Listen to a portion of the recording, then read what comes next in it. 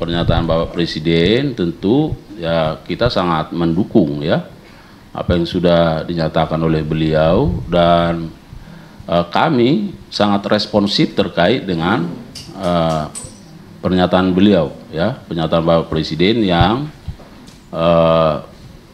menyatakan bahwa vonis ya, atau putusan pengadilan terkait dengan terdakwa HM yang masih sangat begitu ringan dibanding dengan tuntutan yang disampaikan oleh penuntut umum. Oleh karenanya kami berkomitmen dan sesungguhnya kami sudah melakukan upaya hukum ya, melakukan banding dan sudah didaftarkan di pengadilan, dan saat ini jaksa penuntut umum sedang fokus dalam rangka menyusun butir-butir atau poin-poin dalil-dalil yang terkait dengan memori banding.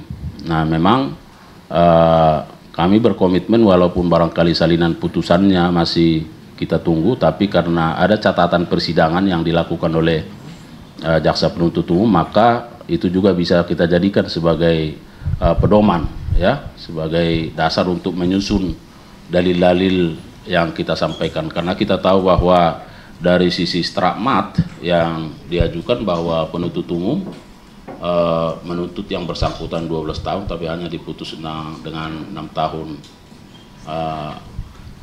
5 bulan ya, 6,5 tahun ya. Oleh karenanya sekali lagi kami sangat mendukung apa yang disampaikan beliau dan kita responsif melakukan upaya-upaya untuk banding terhadap itu. Saya kira begitu. Mungkinnya nggak tuntutan 50 tahun kan Pak Prabowo bilang tuh bisa 50 tahun. Nah, kira-kira mungkinnya nggak Pak?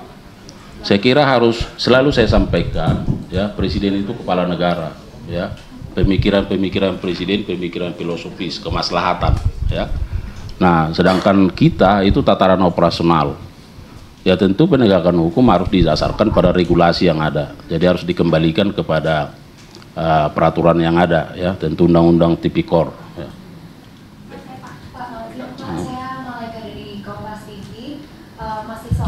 Soal itu ya. Jadi saya sampaikan bahwa dalam sistem peradilan pidana terpadu di Indonesia ada yang namanya Integrated Criminal Justice System. Jadi ada kompartementasi di situ. Ada kamar-kamar. Jadi kamar penyidikan, kamar penuntut umum, kamar pengadilan, kemudian ada kamar pemasyarakatan ya. Bahwa ada perbedaan pandangan, perbedaan pendapat, ya itulah hukum ya. Nah, tentu ke depan sesuai dengan asta cita pemerintahan yang ada, kita harus berkolaborasi sesungguhnya dalam rangka komitmen untuk pemberantasan tindak pidana korupsi, baik dari sisi pencegahan maupun penindakannya.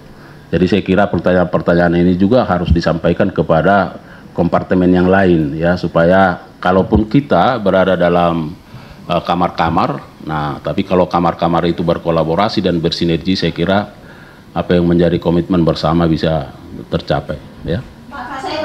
Ya, nanti kan oleh majelis hakim dalam persidangan itu sesungguhnya apa yang sudah diajukan oleh penuntut umum terkait dengan pemenuhan alat bukti pasal 183, 184 itu sudah sangat linear ya. Hanya saja kan bahwa pertimbangannya menyatakan tuntutan itu terlalu tinggi. Jadi ada subjektivitas di situ ya. Kalau dari sisi substansi nggak ada masalah. Baik. Pak, saya Pak, ini Pak. Yang mana kamu, Dek? Oh ya. Terima kasih Pak Hala yang saya mau tanyakan tentang ini Pak, restitusi rekening pengembalian uang itu belum semuanya merata Pak. Yang mana? Restitusi. Sebelum menjalankan putusan saya kira tidak benar, karena kami punya SOP untuk itu. Nah, tetapi memang bahwa karena persoalannya adalah persoalan aset ya, ada beberapa masalah yang kemudian bisa berkembang ya, misalnya asetnya tidak memenuhi dengan jumlah kerugian yang dialami oleh para korban. Nah ya, kemudian aset ini Ibu harus ingat kadang-kadang dia terafiliasi dengan pihak ketiga ya, apakah sedang diagunkan dan seterusnya. Nah, tentu karena putusannya menyatakan ini dikembalikan kepada para korban, nah makanya kita terus berupaya ya, tetapi ini menjadi masukan yang akan kami sampaikan kepada Satker yang menangani ya. Terima kasih. Pak, ya. ada pemotongan pajak nggak dari kejaksaan sendiri? Ada pemotongan pajak nggak dari hasil Pajak apa maksudnya? Pajak dari lelang itu sendiri, Pak. Jadi begini Bu, kita hanya yang Mbak nggak setuju yang mananya? Enggak, maksudnya kan ada yang dinilai tidak sebanding Pak dengan kerugian yang dampaknya. Nah, jadi begini ya, kalau melihat perkara timah, kita juga harus utuh melihatnya. Kenapa? Karena harpemuis itu hanya salah satu. Ya, apa yang menjadi peran dari yang bersangkutan? Itu dulu yang harus kita pahami bersama. Ya, nah kalau kita lihat peran yang bersangkutan, ya, yang pertama dia menginisiasi pertemuan antara PT Timah dengan para pemilik smelter. Artinya kalau dia yang menginisiasi, mempertemukan, berarti masih ada pihak lain. Ya. Yang kedua, tentu dia mengumpulkan dana CSR dari 5 smelter itu. Nah, kalau sesuai dengan dakwaan itu kan ada sekitar 400 miliar lebih dulu yang kita dakwa. Tetapi dalam proses persidangannya bahwa hakim melihat ternyata yang dinikmati sekitar 200 miliar lebih, dan itulah yang menjadi beban kepada yang bersangkutan. Nah, jadi kita harus melihat secara holistik, karena siapa lagi pelaku-pelaku terhadap tindak pidana korupsi timah ini? Tentu kita sudah menetapkan ada sekitar 22, ya. Nah, lalu apakah itu cukup? Nanti kita lihat bagaimana perkembangannya. Siapa lagi yang akan dimintai pertanggungjawaban terhadap itu? Nah, kemudian yang kedua, kalau rekan media menganggap bahwa ada permainan jaksa, hakim, saya kira itu terlalu berlebihan, ya. Nah, kita tegak lurus, kita sudah sampaikan, dan saya kira sangat terbuka, ya. Mulai A to Z-nya itu, mulai dari penanganan penyidikan sampai kepada pernyataan banding terhadap perkara itu, saya kira sangat terbuka, ya. Silakan. Respon dari kejaksaan tentang hakim yang memutuskan aset Helena Lim untuk dikembalikan gimana, Pak? Kan hakim memerintahkan untuk mengembalikan asetnya Helena Lim disita oleh Kejagung untuk dikembalikan. Respon dari Kejagung. Nah, Helena Lim itu kan baru diputus kemarin. Kita masih punya waktu 7 hari menurut KUHAP, ya, menurut hukum acara.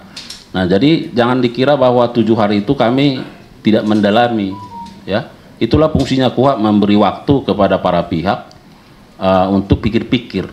Sesungguhnya pikir-pikir itu bukan karena kebimbangan, bukan.